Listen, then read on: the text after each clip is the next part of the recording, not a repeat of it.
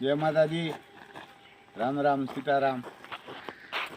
तो यहाँ हमारे मिस्त्री है भगवदर थी એને કે લોખંડનું બધું કામ કરે। હું ઘર બનાવો તમે બધું? અમે ડેલા, ગ્રીલ, બારી, દરવાજા, છપરા, ઓજારનું રિપેરિંગ ઓર્ડર આપે તો બજાર પર બનાવી આપીએ। હું તમારું નામ? હું મારું નામ કિશોરભાઈ થાનકી। Mobile number 9664713274। ભગવદર દુકાન છે કાનાદારે। કાનાદારે है गांव भगवदर, तालुका जिलो पोरबंदर। तो यहाँ है किसी को काम करवाना है तो ये लोखंड का कोई भी काम होगा, दरवाजा होगा, कोई भी होगा, घोड़ा का रूम होगा, ये कोई रिंग बनाना है, रेलिंग है, कोई भी कैसा भी दरवाजा लोखंड का बनाना है, ये सब काम ये करते हैं। तो भाई हमारा रिंग का काम ये कर रहा है, क्या ये काम कर रहा है। ये वेल्डिंग पेटी है, ये सब लेकर आता है। और पंडित है वो खेत पे आके भी कर देगा, जो है ना वो आपके घर पे आके ही कर देगा।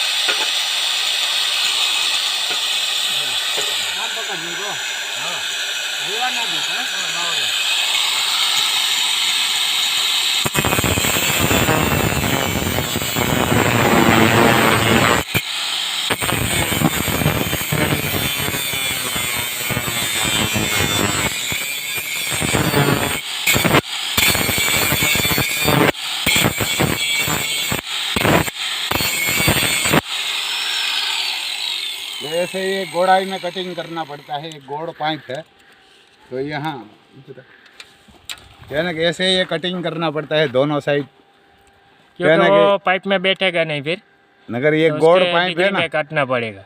इसीलिए तो क्योंकि ये गोड़ डिग्री नहीं काटेगा तो ये साइड में गैप भरना पड़ेगा वेल्डिंग।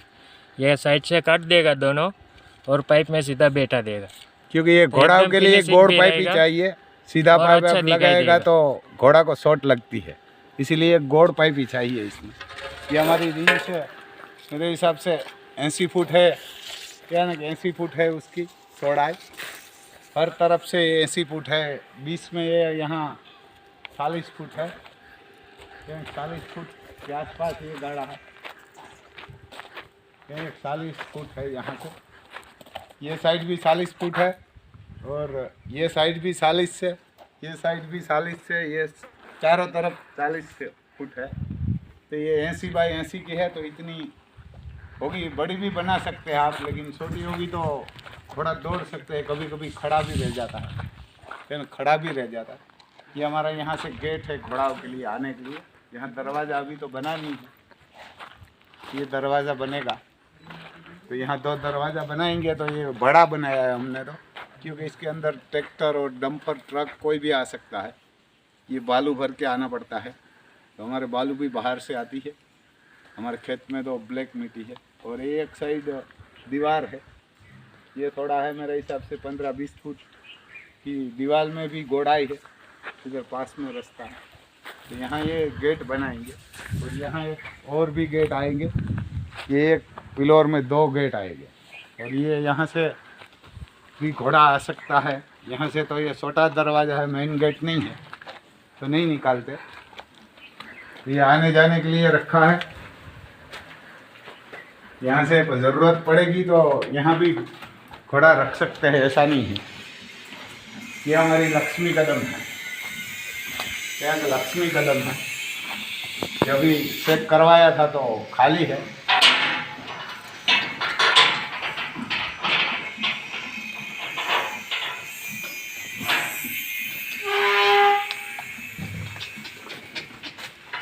ये हमारी लक्ष्मी कदम है। बस बस बस, यानी कि ये लक्ष्मी कदम है। ये घोड़ा बताया हुआ था दिलशान, लेकिन वो चेक कराया तो खाली है, यानी खाली है, सुबर नहीं है। ये अभी लाया है मैं, महीना 2 महीना हुआ है ऐसा। यानी कि कपार में पूरा पट्टा है और दोनों आगे वाला पैर सफ़ेद है।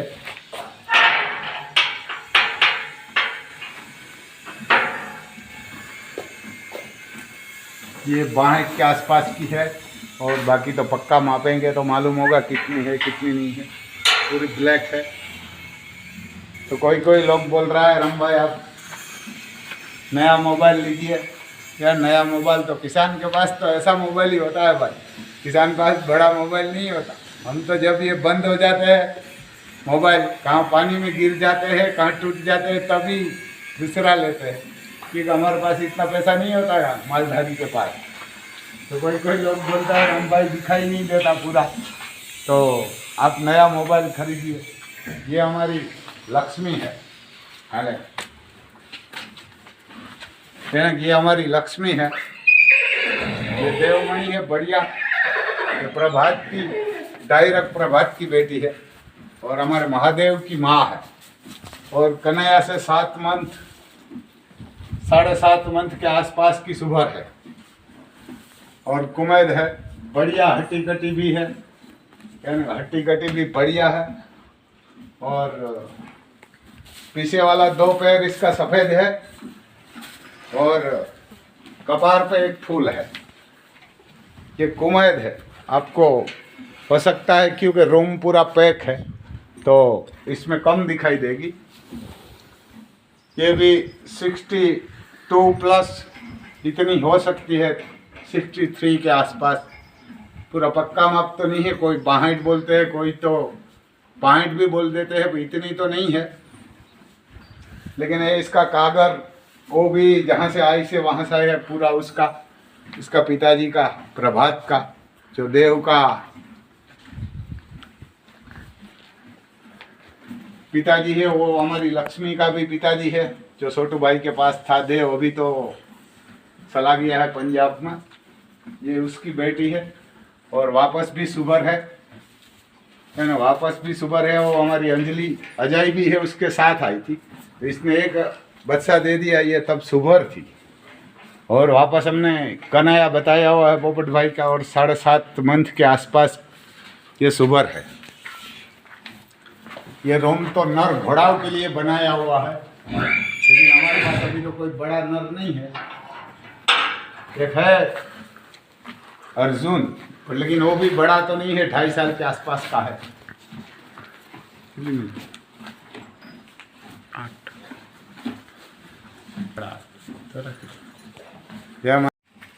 आज 13 तारीख है, आज 13 तारीख है, कल 14 तारीख होगी।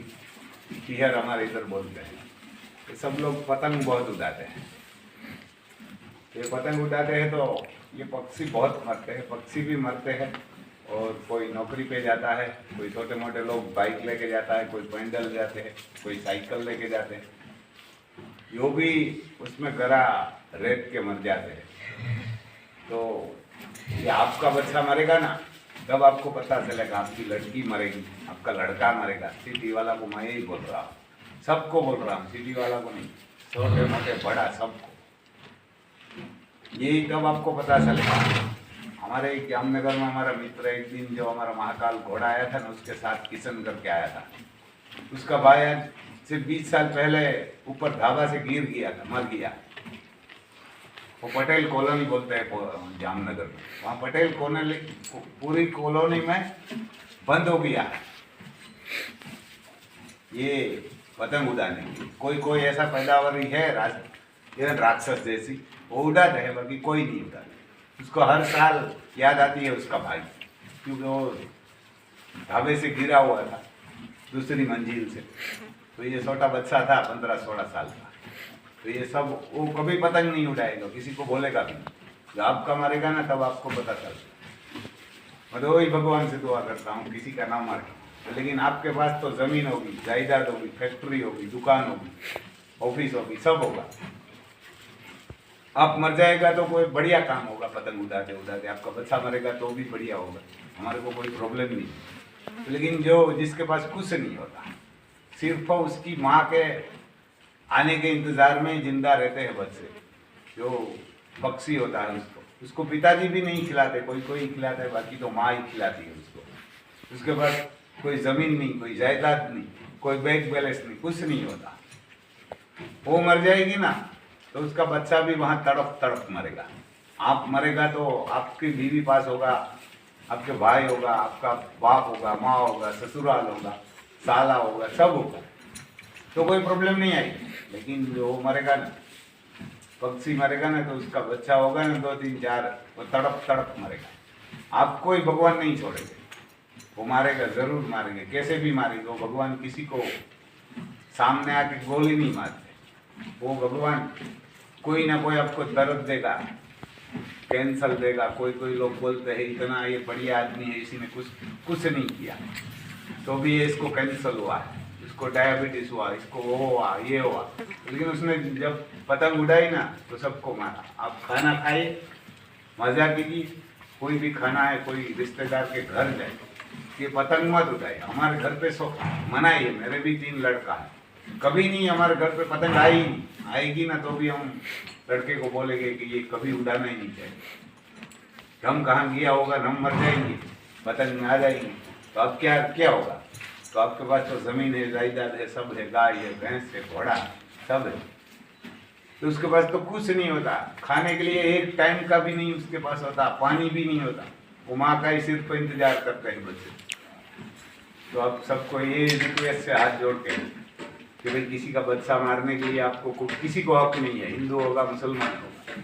ये आपका नरेंद्र मोदी साहब, वो तो बहुत बड़े लोग हैं, उसने भी ये बहुत सगा दिया है, तो ये सही बोलता हूँ। उसने ही उड़ाया था पतंग, ये उड़ाते हैं। ऐसे आदमी को तो कभी ऐसा गलत काम करना ही नहीं चाहिए। ये भी इतना बड़ा बड़ा लोग गलत करते हैं, तो उसके पीछे तो कोई है ही नहीं, वो करेगा। ये वो दीपड़ा भी लाया, वो भी हरण मार के खिलाते हैं, वो भी हरण खिलाते, तो सब उसको भगवान की तरफ मानते हैं।